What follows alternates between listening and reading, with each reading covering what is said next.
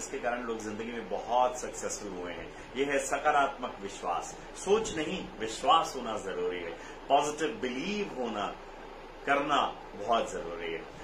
हमारे दिमाग में नॉर्मली 60,000 थॉट्स आते हैं और इन 60,000 थॉट्स में से 40,000 thoughts on an average negative होते हैं, जो ये बताते हैं उसने मेरे साथ ऐसा किया था, मुझे वैसा करना चाहिए, उसने मेरे साथ वैसा किया था, मैं सबके साथ वैसा करूंगा। लेकिन जो लोग सक्सेसफुल होते हैं वो इन 40,000 थॉट्स को वीड्स की तरह निकाल करके बाहर फेंक देते हैं और बाकी थॉट्स पे काम कर देते हैं। जैसे एक गार्डन में अगर आप ज्यादा देर तक सफाई ना करें तो वीड्स उगाते हैं, वैसे ही एक सबकॉन्शियस माइंड में अगर आप ज्यादा देर तक अपने माइंड को प्रोग्राम ना करें, उसको बताएं ना, सकारात्मक रहने की कला का इस्तेमाल ना करें, तो यहां भी नकारात्मकता आ जाती है। तो पॉजिटिव रहना है, हर समय पॉजिटिव सोचना है। नेपोलियन बोनापार्ट जब विश्व विजय करने निकले तो आल्प्स की पर्वत श्रृंखला उन्होंने क्रॉस करनी थी और आज तक किसी ने की नहीं थी। तो एक बुढ़िया के पास गए और बोला कि मुझे यहाँ से जाने का रास्ता आप बताएंगे क्या? उस बुढ़िया ने बोला तू मत जा बेटा। बोला क्यों?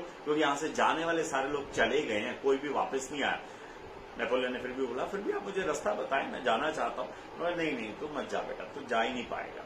उसने बोला नहीं आप मुझे रास्ता बताएं। फाइनली उसने कई बार बोला तो उस बुढ़िया ने रास्ता बता दिया। नेपोलियन बोनापार्ट ने अपने गले में सबसे महंगी माला जो हीरे जवाहरात की तोड़ करके बुढ़िया को दी और बोला थैंक यू वेरी मच। चल पड़े और उनके एक सिपाही ने उनसे पूछा कि सर मतलब उस बुढ़िया ने तो आपको डिस्करेज किया, ये बोला कि आप जा ही नहीं पाओगे और आपने सबसे महंगी माला उसे दे दी।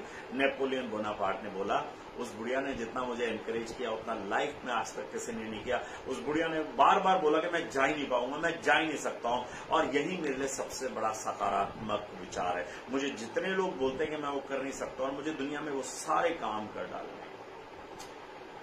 अफ्रीका में 2 सेल्समैन को भेजा गया जूते बेचने के लिए।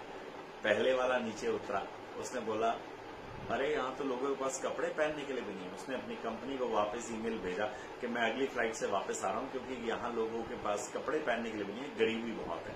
दूसरे वाला नीचे उतरा, उसने बोला अरे यहाँ तो लोगों के पास ऑल्दो कपड़े पहनने के लिए नहीं है, लेकिन जितने कपड़े जरूरी है उतनी जूते चप्पलें भी जरूरी है। उसने अपनी कंपनी को वापस मेल भेजा और बोला कि मैं 2 महीने यहाँ रहने वाला हूँ, यहाँ जूते चप्पल कपड़ों के साथ साथ खूब बिक पाएंगे।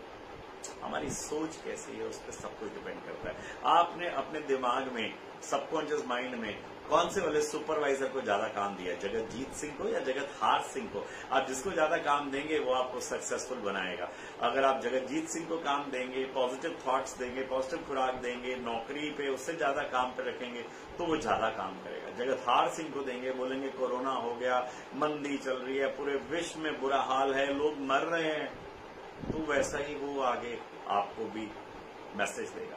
जगतजीत सिंह को मौका दें, ये समय बीत गया है और भी बीत जाएगा, बुरे बुरे समय बीते ये भी बीत जाएगा। जब आप ऐसा सोचते हैं तो आप में सक्सेसफुल होते हैं। डेविड एंड गोलियत की तो आपने कहानी सुनी है ना। डेविड एक छोटा बच्चा था, अपने चाचा के घर रहने गया, पूरा गांव उस दिन खाली हो रहा था। उसने कहा गांव क्यों खाली हो रहा है? पता चला चाचा ने बताया गोलियत नाम का कल एक राक्षस आने वाला है और सबको खा जाएगा, तो इसलिए सब लोग गांव छोड़ के जा रहे हैं। उसने बोला चाचा तो आप सब लोग मिलकर मुकाबला क्यों नहीं करते? बोला क्योंकि गोलियत बहुत बड़ा है। डेविड ने बोला मुझे गुलैल चलानी बड़ी अच्छे से आती है, मैं गुलैल चला के उसको मार डालूंगा। चाचा ने बोला बेटा देख लो। उसने बोला चाचा आप मेरे पे विश्वास करो।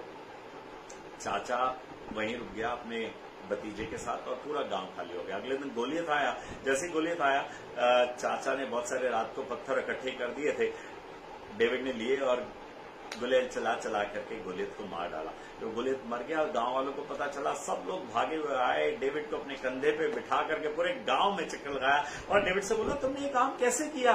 उसने कहा ये तो बड़ा आसान था, आप ही ने बोला था कि गोलियत बहुत बड़ा राक्षस है, तो मैं उसको गुलेल से जहां भी निशाना लगाता था वो लगता ही लगता था और इस प्रकार से मैंने उसे मार डाला। जिंदगी में जितनी बड़ी समस्या आई उसको जीतना उतना ही आसान है। The bigger the problem the better it is, the smaller the problem the difficult it is. जितना बड़ा मोबाइल होता है ठीक करना उतना आसान होता है कि नहीं होता है? जितना छोटा होता है उतना मुश्किल होता है। जितना बड़ा स्ट्रक्चर, जितनी बड़ी इक्विपमेंट उसे ठीक करना उतना आसान है, जितना छोटा स्ट्रक्चर छोटी इक्विपमेंट उतना आसान नहीं होता है। तो इसलिए जिंदगी में जब बड़ी मुसीबत आए तो बोले आसान है, वो हो गया तो ये भी हो जाएगा। ऐसे ही आप अपनी जिंदगी को पॉजिटिवली खुराक देते रहें, क्योंकि दिमाग एक कंप्यूटर की तरह है। अगर आप उसे पॉजिटिव खुराक दे रहे हैं, उसको प्रोग्रामिंग वैसी कर रहे हैं, तो वो वैसा ही चल रहा है।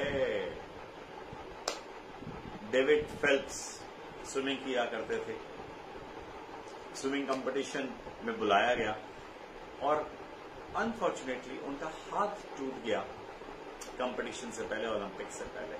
लोगों ने डिस्करेज किया, उन्होंने बोला मैं बाकी नहीं,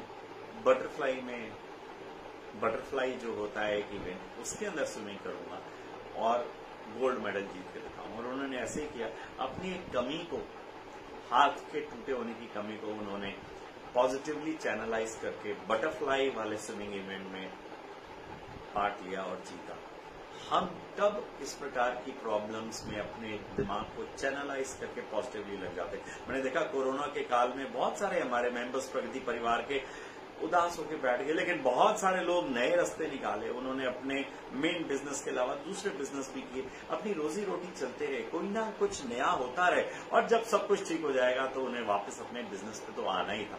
क्या आप ऐसा कर रहे हैं? जब भी आपके साथ प्रॉब्लम आए, क्या आप पॉजिटिवली चैनलाइज करके अपने दिमाग को किसी एक धारा में मोड़ ले रहे हैं? अगर ले रहे हैं तो आप जिंदगी में सक्सेसफुल होने वाले हैं, होने जा रहे हैं। तो आज इसे पॉजिटिवली बिलीव करना शुरू करें। कैसी भी परिस्थितियां आए, बदलेंगी जरूर।